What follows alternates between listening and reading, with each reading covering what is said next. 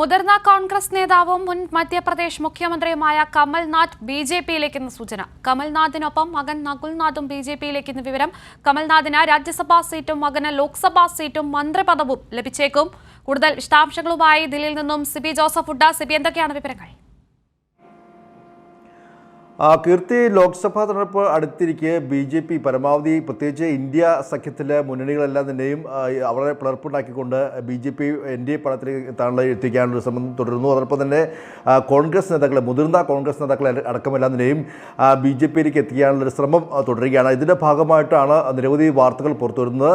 ഇപ്പോൾ ഏറ്റവും ഒടുവിലായി മധ്യപ്രദേശിലെ കോൺഗ്രസ് അധ്യക്ഷനും അതോടൊപ്പം തന്നെ മുൻ മുഖ്യമന്ത്രിയുമായ കമൽനാഥ് ഈ ബി.ജെ.പിയിലേക്ക് ചേക്കേറുന്നു എന്നുള്ളൊരു വാർത്തയാണ് ഇപ്പോൾ നമുക്ക് ദേശീയ മാധ്യമങ്ങൾ ഇപ്പോൾ റിപ്പോർട്ട് ചെയ്യുന്നത്. ഇതിൽ പ്രധാനമായും ഇനി ഈ രാജ്യസഭാ സീറ്റുകൾ, കഴിഞ്ഞ ദിവസം നിരവധി രാജ്യസഭാ സീറ്റുകൾ സംസ്ഥാനങ്ങൾ ഒഴിവ് വന്നിട്ടുണ്ട്.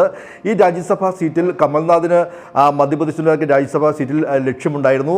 അതുമായി ബന്ധപ്പെട്ടുണ്ട് കമൽനാഥ് കഴിഞ്ഞ ദിവസം സോണിയാഗാന്ധിയുമായി ചർച്ച നടത്തിയെങ്കിലും കമൽനാഥിന് രാജ്യസഭാ സീറ്റ് നൽകാൻ കോൺഗ്രസിന് ഒരുക്കമല്ല, അല്ലെങ്കിൽ കോൺഗ്രസ് തയ്യാറല്ല എന്നുള്ളതാണ് നമുക്ക് ലഭിക്കുന്ന വിവരം.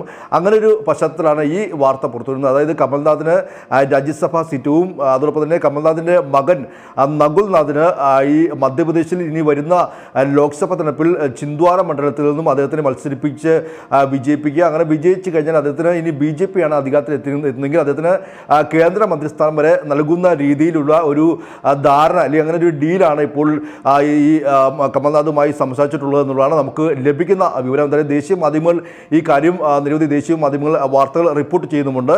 എന്തായാലും ഇതുമായി ബന്ധപ്പെട്ടുകൊണ്ട് സൂചിപ്പിക്കേണ്ട മറ്റു പ്രധാനപ്പെട്ട വസ്തുത, പ്രത്യേകിച്ച് നമുക്കറിയാം കമൽനാഥ് എന്ന് പറയുന്നത് മധ്യപ്രദേശിലെ PCC അധ്യക്ഷനാണെങ്കിൽ കൂടിയും അദ്ദേഹം ഒരു മൃദു ഹിന്ദുത്വ നിലപാടുമായി മുന്നോട്ട് പോകുന്ന ആൾ കൂടിയാണ്. പ്രത്യേകിച്ച് അയോധ്യ രാമക്ഷേത്രം എല്ലാം തന്നെയും ബി.ജെ.പി. എങ്ങനെ തീവ്ര ഹിന്ദുത്വ നിലപാടുമായി മുന്നോട്ട് പോകുമ്പോഴും അതേ ഒരു തീവ്രതയിൽ തന്നെ ഈ അയോധ്യ രാമക്ഷേത്രം അടക്കമെല്ലാം തന്നെയും അവിടെ തെരഞ്ഞെടുപ്പിലെല്ലാം എല്ലാം ഒരു പ്രചരണ ആയുധമാക്കിയ ആൾ കൂടിയാണ് കമൽനാഥ് എന്ന് പറയുന്നത്. പ്രത്യേകിച്ച് അയോധ്യ രാമക്ഷേത്രം എല്ലാം തന്നെയും വളരെ വലിയ തെരഞ്ഞെടുപ്പ് പ്രചരണ ആയുധമാക്കി കമൽനാഥും മാറ്റിയിരുന്നു.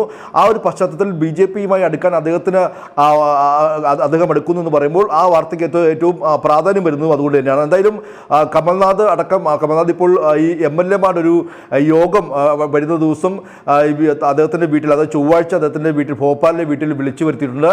അദ്ദേഹത്തിൻ്റെ ഒപ്പം നിൽക്കുന്ന MLA-മാർ അദ്ദേഹത്തിൻ്റെ ശക്തി തെളിയിക്കുന്ന ഒരു യോഗം കൂടിയായിരിക്കും അതെന്നും പറയപ്പെടുന്നു. എന്തായാലും അങ്ങനെ ബി.ജെ.പിയിലേക്ക് ചേക്കേറുന്ന എന്നുള്ള ഒരു വാർത്തയാണ് നമുക്ക് പുറത്തു വരുന്നത്. എന്തായാലും നമുക്കറിയാം കഴിഞ്ഞ ശരി, ക്ഷമിക്കണം, സിബിയാണ് വിവരങ്ങൾ നൽകിയത്.